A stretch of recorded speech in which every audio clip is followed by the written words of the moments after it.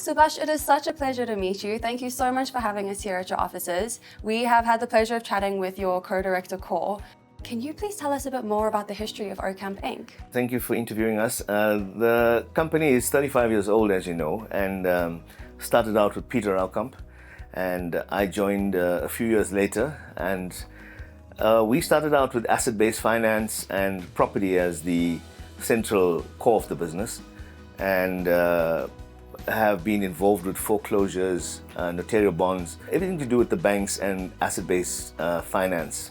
Peter himself started out with Westbank early in the day and is really very astute with litigation in the asset-based finance sector. So that's the history of the practice. We've retained the bloodline of the practice in terms of property as the core theme. Yes. For sure, we're moving into other areas like litigation, and for sure we have other expertises which we're now bringing to the table in the IPP sector and the renewable energy sector, energy in particular.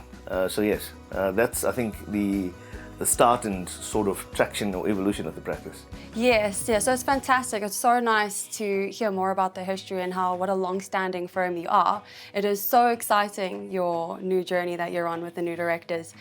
You've mentioned IPPs. That is quite a niche service. What does that look like for you? So absolutely, I think my background in the renewable sector has been outside of the legal practice with a company that's been involved with power and energy.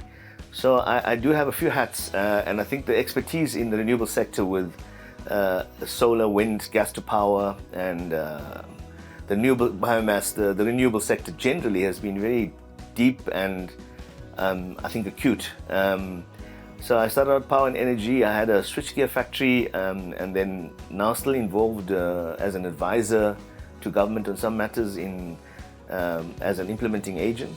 But I think my real stint was as the deputy chairman of the Spanish Chamber of Commerce, where I spent a lot of time in the Middle East, Italy, Spain, and France in the main, and have been involved with renewable energy for the last 20 years. So I think yes, Yeah. I think the legal fraternity related to renewables is very niche. It's mainly the big five in Sandton that will handle any litigation or any consulting or any advice. But I think with the pool of expertise we now have, we are able to service that market, and it's a very niche market. And for me, I think the formidable team that we now have with Cor is really where I want to be. I think we are able to establish more ground, get more traction, but also take more market share. And Yes, I think that's yes. what it is. That's what it is, So I think I'm very excited with the team, and I think I'm very excited with the venture that we have now. Yes. No, we're all very excited for you as well. Congratulations. This is such you. an exciting new chapter. Thank you. What are you looking forward to most in 2025 for yourself as well as for your clients? I think 2025, we sort of, we're off the runway. We're basically in the air. Yeah. So for me, I think it's literally now high altitude that we're looking at, not 33,000 feet. I think we're going to be higher than that. And it's literally, I think all engines are working, and I think, yes, we absolutely want more altitude in terms of business, in Sandton in particular. We fortunately have another office in Greenstone, but I think in Sandton, I think with the buzz and energy, but I think also with the level of network, IP network that both Cor and I have, we are able to really take this to high altitude. I think that's really where the excitement is. It is very exciting. You guys are such a strong team. We are really looking forward to what this future holds with you.